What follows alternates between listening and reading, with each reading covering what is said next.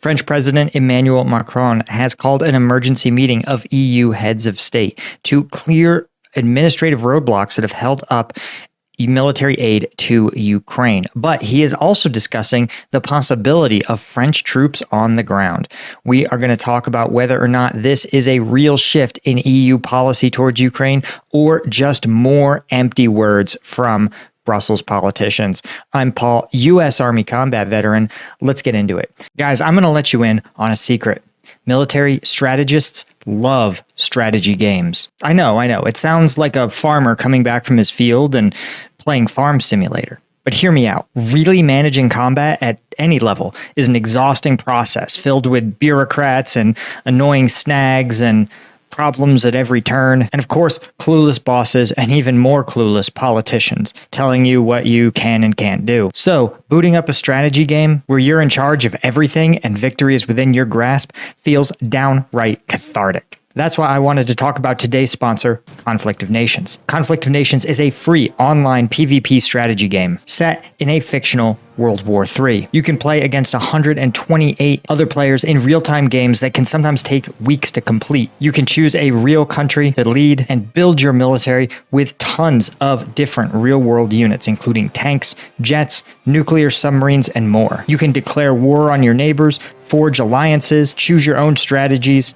manage your tech tree, supervise your economy, and more. Even better, you can play the same account on your PC or on mobile. And if you download the link in the description, you'll get an exclusive gift, 13,000 gold and 1 month of premium subscription time. But this offer is only available for 30 days, so check the link in the description and download Conflict of Nations and play for free today. So the situation on the battlefield, right?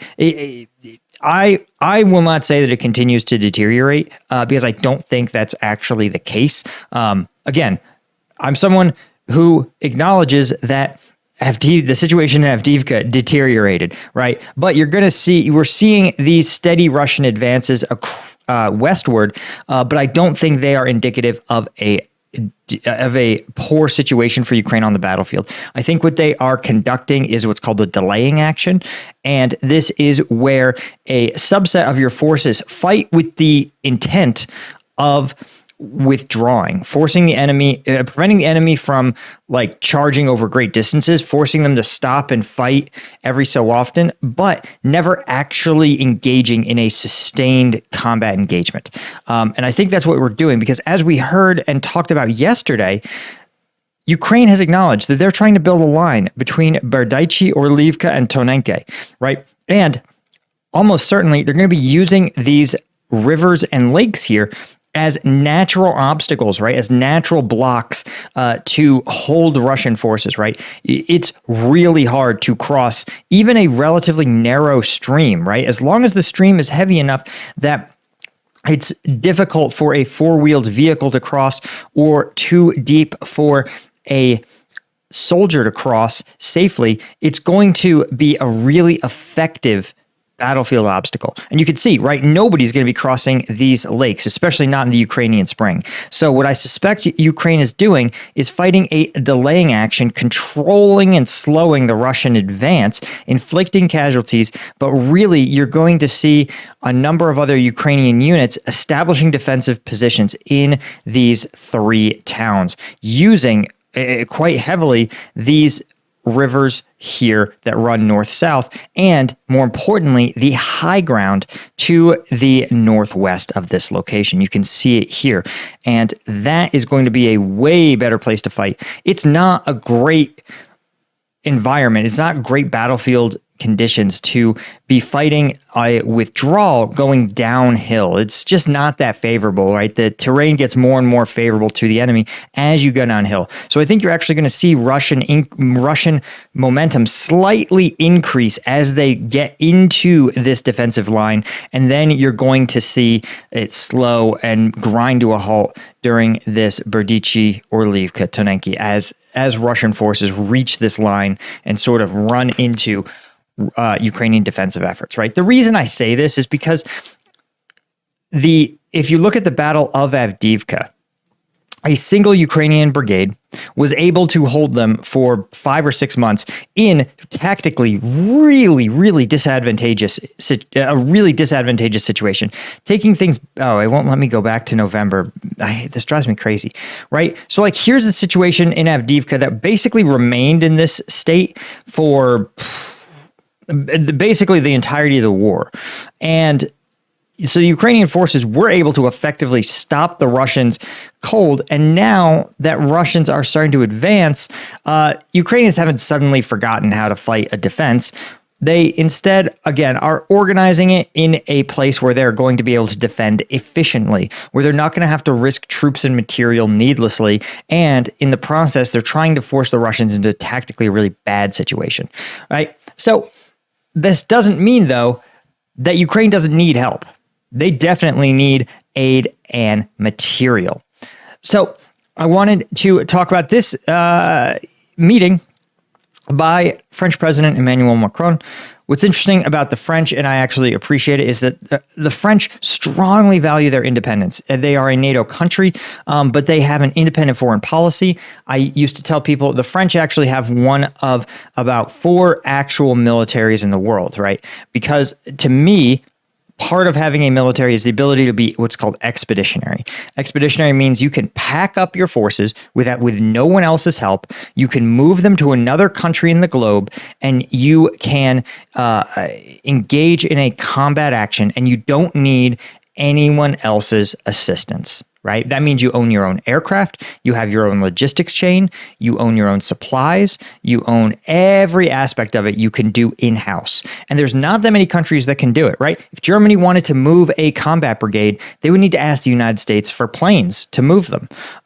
If the UK is one of those militaries capable of projection, sometimes it's called power projection.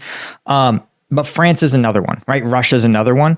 And China is starting to grow that capability. They actually have developed, it's bizarrely underfunded given the level of fear people have of China, right? Their entire military is oriented around fighting very near their shore, Taiwan. So again, the French have an independent foreign policy streak, and it's certainly coming out here. He called a meeting of 20 European leaders in Paris that he convened in order to ramp up the European response to the Russian military advances within Ukraine. While Macron said he refuses to rule out sending ground troops to Ukraine, no consensus existed on the step. And this is a intentionally vague statement, right? Because what it's intended to do is make Putin think twice, to remind him that there is no treaty, no statement, nothing that has said that another European ally won't come to Ukraine's aid with their military. And it would be a pretty bad day for Putin if he actually found, again, a few brigades of highly trained, fully equipped NATO troops facing down his badly attrited Russian army. But the more important work that Macron's meeting seems to be doing is that he is first off acknowledging that previous things that we could never do for Ukraine, like sending long-range missiles, have already been cast aside. He said, people used to say we can only give them sleeping bags and helmets. He said, quote, continued, we must do whatever we can to obtain our objective. And this includes providing more lethal aid faster. Part of the acknowledgement was that the EU really is struggling to get 5 areas where the French feel the EU needs to step up. Cyber defense, the joint production of military weapons and ammunition in Ukraine, defense of countries directly threatened by Russian offensives like Moldova, greater protection for Ukraine on its border with Belarus, and the demining of Ukraine. He also announced a new coalition to provide medium and long-range missile strike capabilities. Right? He insisted that Russia's defeat is absolutely essential for peace and security in Europe. And so I think this is really an acknowledgement of what I talked about, right? And the reason I wanted to cover this is because it is exactly what I talked about. He says that Europe has failed Ukraine, right? They failed to meet their over-optimistic promise to provide Ukraine 1 million rounds of ammunition, right? Ukraine probably took them at their word. And when they didn't show up, they realized they had been shooting as though they had 1 million rounds of ammunition on back order. Suddenly he realizes it's not. And he says this ammunition is now a top priority. But he also said that they can't depend on the United States, that the U.S. election cannot be the thing that governs Ukrainian success. And this is what I've been saying the whole time, is that for Ukraine, for Europe, there is no economic reason why the European Union, given that they all agree that supporting Ukraine against Russian aggression is essential, given that their publics largely agree that supporting Ukraine against Russian aggression is important, then why then does their economic bloc, equal in size to the United States, not take comparable actions in providing military aid to Ukraine? And the answer, as I've talked about, is what Macron's talking about, that unless you have this well-developed logistics infrastructure, you cannot provide that level of military aid. You cannot conjure up artillery shells. They're precision instruments, right? They're meant to fly up to 10 miles and hit an area the size of a car. So you cannot simply retool a factory. You cannot simply make them in your house. You need a specialized military infrastructure. And the problem, as he points out, as Zelensky has pointed out in other articles, is that when you have a global economy and two countries, two sides are both making these large purchases of artillery pieces and other artillery components, right? Metal and particularly gunpowder. The demand, they're actually fighting each other for resources across the globe. That's what's happening right now. How do you obtain raw materials necessary to build artillery shells from existing stock, like the Russians did with North Korea and Ukraine did initially with the United States? And how do you manufacture it from new raw materials? So this has been a fascinating front of the fight that we never really talk about, is the fact that within the global marketplace, prices of a lot of military hardware has gone way up. For example, an artillery shell used to be $1,000 piece. Pretty crazy to think, right? But now the same shell can go for up to $8,000 a pop. So this is why logistics win wars, guys. It doesn't matter how well trained, how well equipped you are. If you cannot keep the river of military equipment flowing, the first person whose river dries up loses. And that has been the Russian strategy from the get-go, and it's why the Europeans are acknowledging that whether or not they want to believe that they're somehow not a part of this war, but the reality is they are. Their interests are at stake, and Ukraine has depended on them, like they depend on the United States, for that river of logistics. The Ukrainians will do the fighting, but the US and Europe have to do the supplying. And it seems, hopefully, that perhaps Europe will finally take this more seriously now that they are being pushed to do so. And again, I'm optimistic. I think an independent European foreign policy and military policy is long overdue.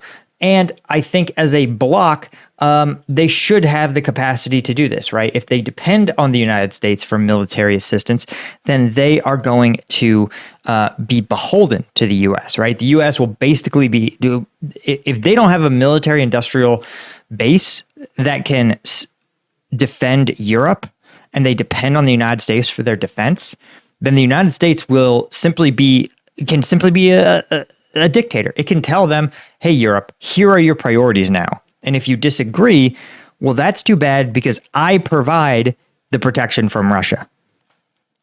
Anyway, guys, that's all I had. Thank you guys so much for watching. Hit like and subscribe, and I'll see you in the next one. Cheers. Conflict of Nations is a free online PvP game set in the modern era of global war. Choose your strategy, engage in battles, and take over the world. And if you download from the link in my description, you'll get an exclusive gift, 13,000 gold and 1 month of premium time. But this offer is only good for 1 month, so click the link in the description and download Conflict of Nations today.